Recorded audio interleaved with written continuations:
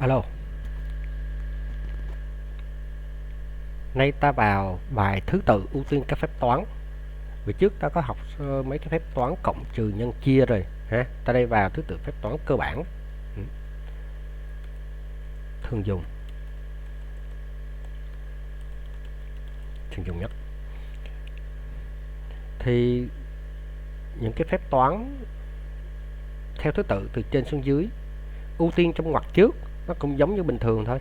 Đó, rồi đến lũy thừa, rồi đến nhân, chia ta có như lưu ý có 3 phép chia số thực, chia lấy nguyên và chia lấy dư, và phép toán cộng trừ là sau cùng.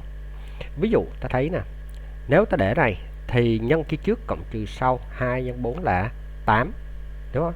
2 nhân 4 là 8, 8 cộng 3 là 11. Này, ta nhấn chạy. Đó, 2 nhân 8 11. Còn nếu ta để trong ngoặc trước thì nó sẽ lấy 4 cộng 3 là 7. 7 nhân 2 là 7 nhân 2 là 14, đúng không? Còn nếu cái này ta không để ngoặc gì hết thì các phép toán theo thứ tự từ trái sang phải nó ngang nhau, đúng không?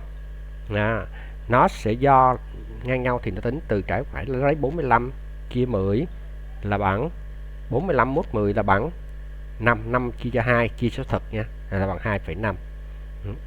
Còn cái này ta lưu ý, cái này nó sẽ có gì? Đối với phép lũy thừa, lưu ý, đối với phép lũy thừa, hiểu nào, thì phải tính từ phải sang nè, tính từ phải sang. Đó, nếu bạn thấy nè, ta lấy 2 lũy thừa 2 là 4, 4 lũy thừa 3, đúng nào? Thì lại trật đi ha. 2 lũy thừa 2 là 4, mà 4 lũy thừa 3 thì nó bằng 64. Đấy, 64. Đây nè, nếu ta mở ngoặc cái này ra, nó sẽ tính là 2 lũy thừa 2 là 4, 4 lũy thừa 3 là bằng 64, đúng không? Nhưng nó khác với cái phép trên kia, nếu ta để ngang thì nó phải tính là 2 lũy thừa 3 trước ha, 2 lũy thừa 3 là bằng 8, rồi 2 lũy thừa 8 là bằng 50 16 lũy thừa trước. Có nghĩa rằng nó sẽ tính cái gì? Tính 2 lũy thừa 3 trước sẽ bằng 8. Sau đó, hiểu không? Nó tính là 2 lũy thừa 8, hiểu không?